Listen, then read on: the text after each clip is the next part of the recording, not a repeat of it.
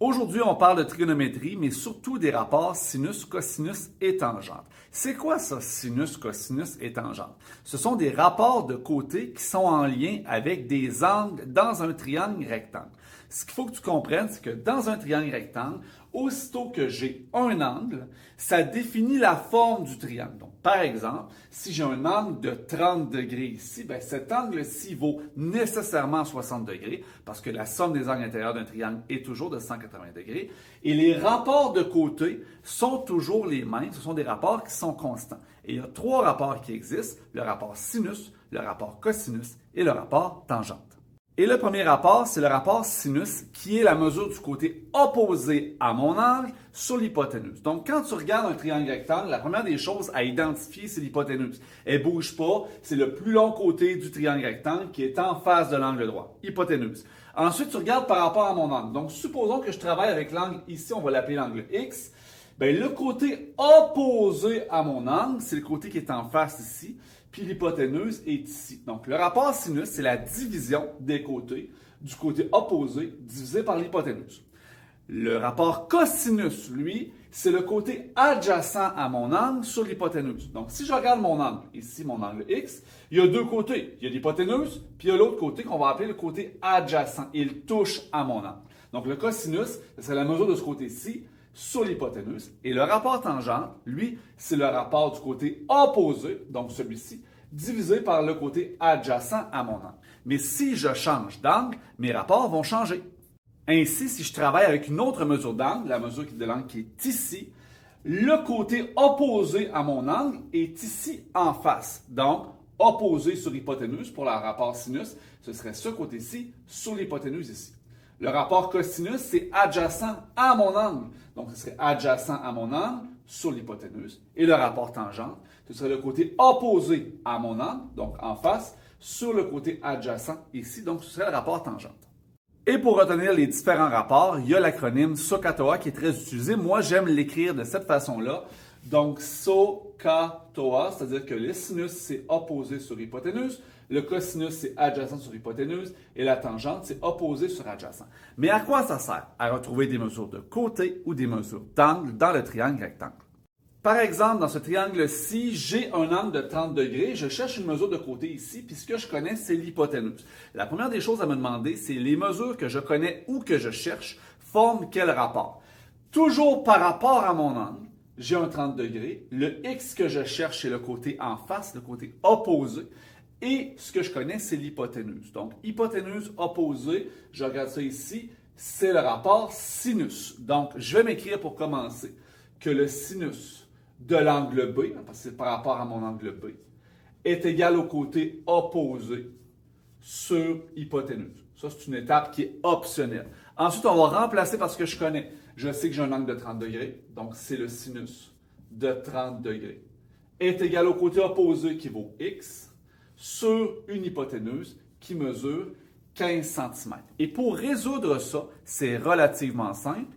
On va placer ici que mon sinus il est sur 1 et ça se règle par un produit croisé ou une règle de 3. Donc, dans ce cas-ci, mon X, sa valeur, c'est 15 fois le sinus de 30 degrés divisé par 1 qui ne sert à rien.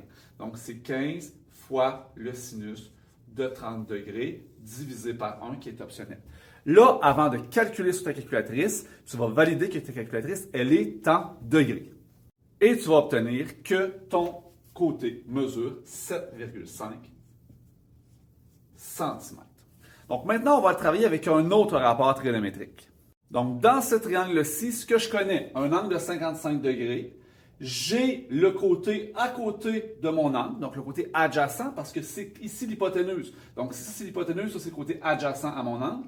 Et je connais le côté opposé. C'est donc un rapport tangente. Le rapport tangente, donc tangente, c'est par rapport ici à mon angle A, c'est égal au côté opposé sur le côté adjacent. Et là, ici, dans les mesures, c'est la tangente.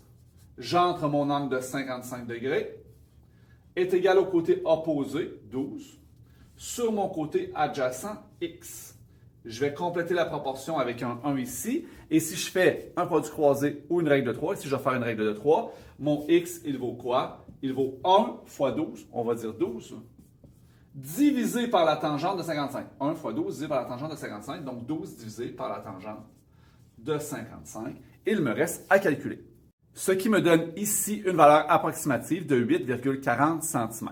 J'aurais pu réutiliser cette valeur de 8,40 cm ici pour trouver le côté manquant de l'hypoténuse. J'aurais pu utiliser le rapport cosinus avec le côté adjacent ici que je connais et je cherche l'hypoténuse. J'aurais pu utiliser le rapport sinus, mais j'aurais aussi pu utiliser la relation de Pythagore. Que ce soit sinus, cosinus ou tangente, le raisonnement demeure le même. Je détermine quel est le bon rapport à utiliser. Ensuite, je pose les bonnes données et je règle ça par une règle de 3 ou un produit croisé. Sauf que c'est un petit peu différent lorsque je cherche la mesure de l'angle. Par exemple, ici, je cherche la mesure de l'angle B qui est compris entre deux côtés de 4 et de 5 cm. Je vais déterminer quel est le bon rapport trigonométrique à utiliser et dans ce cas-ci, ça va être cosinus. Pourquoi? Parce que je connais l'hypoténuse, c'est donc un de ces deux rapports-là, et je connais le côté adjacent à mon angle. Je ne connais pas le côté opposé. Donc, adjacent et hypoténuse, c'est le rapport cosinus. Le cosinus de B est égal au côté adjacent sur l'hypoténuse. Donc, le cos de B est égal au côté adjacent 4 sur 5. Ici, 4 sur 5, c'est 0,8 en nombre décimal. Tu peux t'écrire que le cosinus de B est égal à 0,8. Si jamais tu as une valeur décimale de ton rapport qui est infiniment longue, tu peux la conserver telle qu'elle sur ta calculatrice ou encore l'arrondir à 4 décimales. Pas moins que ça, tu veux garder de la précision. Et maintenant, si je cherche mon angle, ta calculatrice, elle a trois fonctions très utiles, c'est-à-dire arc sinus, arc cosinus et arc tangente. C'est la fonction sin-1, cos-1 et tangente-1. Cette fonction-là, elle te donne la mesure de l'angle. Donc, dans ce cas-ci, je cherche la mesure de l'angle qui va avec un cosinus. Donc, sur ma calculatrice, je vais déterminer que la mesure de l'angle B est égale à cos-1, c'est-à-dire l'arc cosinus, de 0,8. Et je vais trouver à ce moment-là la valeur de mon angle B. Et dans ce cas-ci, la valeur de l'angle serait approximativement de 36,87 degrés. Cependant, de mémoire, je sais que le ministère approuve et accepte les angles arrondis au dixième, mais il n'y a rien qui t'empêche de toujours arrondir tes valeurs finales au centième.